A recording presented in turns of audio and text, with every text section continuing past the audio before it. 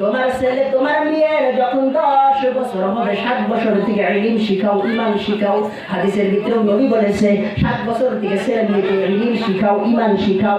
10 বছর হইলে তোমার ছেলেকে মসজিদের ভিতরে পাঠাইয়া দাও। যদি তোমার ছেলে মসজিদে না যায়, পিঠাও করে মসজিদের ভিতরে পাঠাইয়া দাও। তোমার মেয়েকে নামাজের হুকুম করো, নামাজ পড়াও। যদি তোমার মেয়ে নামাজ না পড়ে, পিঠাও করে নামাজ পড়াও। বন্ধুরে, ছেলেকে কি পিঠাও করে মসজিদে পাঠাবো, মেয়েকে কি পিঠাও করবো? আমি তো মসজিদের ভিতরে আসি না, কথা ঠিক না? আমি নিজেই আসি না, ছেলেকে কিভাবে মসজিদের ভিতরে পাঠাবো? ও আল্লাহর গোলাম নবীর উম্মতেরা, একজনে আম চুরি করবার গেছে, মালিকে ধরছে, কয় তোর বাপের কাছে বিচার দিব। কয় কি কইলেন? কয় তোর বাপের কাছে বিচার দিব। কয় আমাদের আব্বা ওই যে উপরের ডাইলে আম ছিটাইছে, এখন তার কাছে বিচার দিব? বেড়াও তোর বাপ চোর, কার কাছে বিচার দিব? আমি নামাজ পড়ি না, ছেলেকে কিভাবে মসজিদের ভিতরে পাঠাবো? জানাজার ভিতরে, জানাজা নামাজের ভিতরে কত মুর্দাকে আমরা ফাঁকি দিলাম। আল্লাহুম্মা গফির লিহাইয়িনা ওয়া মাইয়িতিনা, এই দোয়া আমরা জানি না, নিয়াত আমরা জানি না। কয় তাকবীরের শহীদ জানাজার নামাজ, জানাজার আগে আগে ইমামের কয়া দেওয়া লাগে। এই চিল্লার ভিতরে যায়া, মেসাবের ভিতরে যায়া পড়াইবার ফির কথা কয়, এই পড়াইবার তোমরা পাশে যাও, উঠে উঠে তোমরা পাশে যাও, পাশে যায় বসে যাও, ওই পাশে যায় বসে কেউ বেড়ে বেড়ে যাও, দাও এখানে খালি কাসাম, খালি কাসাম। বন্ধু, আল্লাহ গোলাম নবীর উম্মতেরা, বলতেছিলাম মেসাবের ভিতরে গেলে ইমাম সাহেব যদি কয়া দেয় লা ইলাহা ইল্লাল্লাহ, আমির সাহেব যিনি কয়া দেয় লা ইলাহা ইল্লাল্লাহ, মামুররা কয় লাইলি ইল্লাল্লি। আমার সাথে ঘটছে বাস্তব কথা, আমি বলি আল ইসমু উম্মুহু, মিথ্যা পাপের মাথা, মিথ্যা পাপের সরদার, মিথ্যা পাপের মা, মিথ্যা বলে লাভ নাই। আমার সাথে ঘটছে, এক দিক থেকে আমি বলি লা ইলাহা ইল্লাল্লাহ, সেই দিক থেকে বলে লাইলি ইল্লাল্লি। ও আল্লাহর গোলাম, ও নবীর উম্মতেরা, ইমাম সাহেব কয়া দেয় লা ইলাহা ইল্লাল্লাহ, তুমি যদি কও লাইলি ইল্লাল্লি, জানাজারের টাইমে নিয়াত কয়া দিলে তোমার কি মনে থাকবো? কত মুর্দাকে আমরা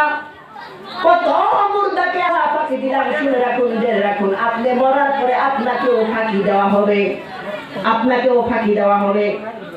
বন্ধুরা রে, ও আল্লাহর গোলাম নবীর উম্মতেরা, যখন এক ব্যক্তি যখন মুর্দা হয়ে যায়, ইন্তেকাল করে, সেই ব্যক্তিকে খাটিয়ার উপরে তোলার পরে সেই ব্যক্তিকে যে 4 জন ব্যক্তি ধারে নেয়, হাদিসের ভিতরে আসছে, হাদিস খুলে দেখেন, নবী বলেছে একটা কদমের বদলায় একটা কবিরা গুনাহ মাফ হয়। বলেন সুবহানাল্লাহ। 40টা কদমের বদলায় 40 কবিরা গুনাহ মাফ। মানুষ জীবনেও 40টা কবিরা গুনাহ করে না, যত বড় গুনাহগার হোক না কেন। বন্ধু, এই আল্লাহর গোলাম নবীর উম্মতেরা, এখন মনে মনে ভাবতে পারেন কেমন করে কবিরা গুনাহ 40টা মানুষ করে না? মানুষ যদি 100টা মিথ্যা কথা কয়, একটাই কবিরা গুনাহ হয়, 100টা কবিরা গুনাহ হয় না। কবিরা গুনাহ এমন গুনাহ, শিরকের ছোট, যে গুনাহ তওবা ছাড়া মাফ হয় না। বন্ধু, এই আল্লাহর গোলাম নবীর উম্মতেরা, শুধু আমরা কবিরা গুনাহ করি না, আমরা কবিরা গুনাহর সাথে শিরক গুনাহ করি। বলে কেমন করে শিরক গুনাহ করি? 4 মাসের ডাক দিলে এই ব্যক্তিকে যাব কেমনে? বেটা বেটি পালবে কে? বাড়িতে মানুষ নাই, দেখতে কে? আল্লাহ কোরআন পাকে বলেছে রিজিকের মালিক আমি।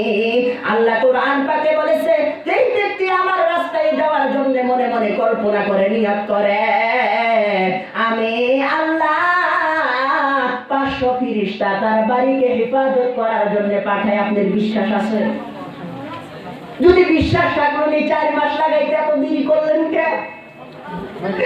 বন্ধু, আল্লাহর গোলাম নবীর উম্মতেরা, শুনে রাখেন, জেনে রাখেন, বন্ধুরে, রিজিকের মালিক আল্লাহ, সবকিছুর মালিক আল্লাহ। বন্ধু, আল্লাহর কত নিয়ামত আপনি খাইতেছেন। আল্লাহ আপনাকে চোখ দিয়েছে, জানেন কি?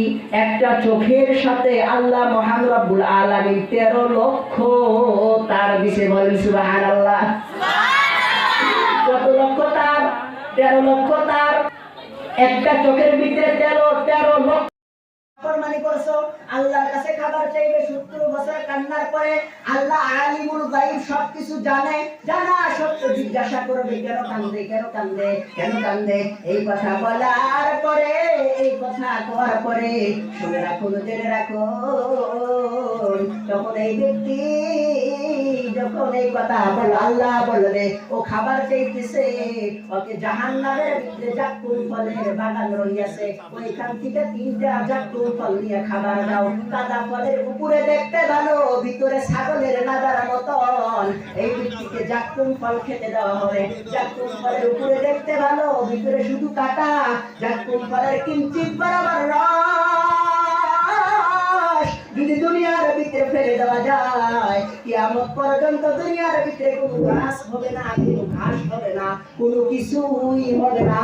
সেই জাক্কুম ফল খাওয়ার পরে নারী বুড়ি গলে গলে পেশাব পায়খানার রাস্তা দিয়া পড়তে থাকবে। এই ব্যক্তি আবার কাঁদতে থাকবে। বহু লম্বা ঘটনা, আর বেশি লম্বা করি না, কারণ আমাদের মুরব্বী এসে গেছে। মুরব্বী বক্তাকে বসায়া থিয়া আমি ছোট মানুষ বয়ান করা বেয়াদবি। আল্লাহর গোলাম নবীর উম্মতেরা, যেই ঘটনা বলতেছিলাম ঘটনা লম্বা, শেষ করতে চাই। আল্লাহর গোলাম শুনে রাখুন, জেনে রাখুন, একটা কথাই আপনাদেরকে বলবো, কোরআন অনুযায়ী হাদিস অনুযায়ী চলেন, দুনিয়ার জিন্দেগিতে কামিয়াবি হবেন, মরণের পর আল্লাহ জান্নাতের ভিতরে দাখিল করায়া দিব। ও বন্ধু, যেটুকু কথা বলছি, আমার কথার ভিতরে যদি কোনো ভুল হয়ে থাকে, আপনারা যদি দিলে আঘাত পায়া থাকেন, আমাকে ছোট ভাই মনে করে, ভাতিজা মনে করে, বেটার মতন মনে করে আমাকে মাফ করে দিবেন এবং আমার জন্য দোয়া করবেন। যে মায়ে কাঁদছেন, মায়েকে গলা টানে আমি চিন্তা করতেছি কালকার সভা কিভাবে হবে। যতটুকু কথা কইছি এতটুকু কথা কয়া আমার বক্তব্য আমি শেষ করতেছি। মুরব্বী এসে গেছে, সবাই আমার জন্য দোয়া করবেন। আসসালামু আলাইকুম ওয়া রাহমাতুল্লাহি ওয়া বারাকাতুহু। ওয়া আখিরু দাওয়ানা আলহামদুলিল্লাহি রাব্বিল আলামিন। খাবার খান, ভাত যে খান, এক সান্দার ভিতরে লাখো করোড়ো চাউলের ভাত খান। যদি আপনাকে এক থালি ভাতের হিসাব করতে দেওয়া যায়, আপনি হিসাব করতে পারবেন না। জানেন কি, একটা চাউল 500 ফেরেশতা 90 দিন 3 মাস মেহনত করে একটা চাউল বানাইছে। বলেন সুবহানাল্লাহ। 500 ফেরেশতা 90 দিন 3 মাস মেহনত করে একটা চাউল বানাইছে। আপনি কত হাজার হাজার চাউলের ভাত খাইতেছেন, সেই আল্লাহর নাফরমানি করতেছেন। বান্দা, আপনি যে নিঃশ্বাস নেন, নিঃশ্বাস, এই যে শ্বাস নিতেছেন, এই যে অক্সিজেন টানতেছেন বাইরে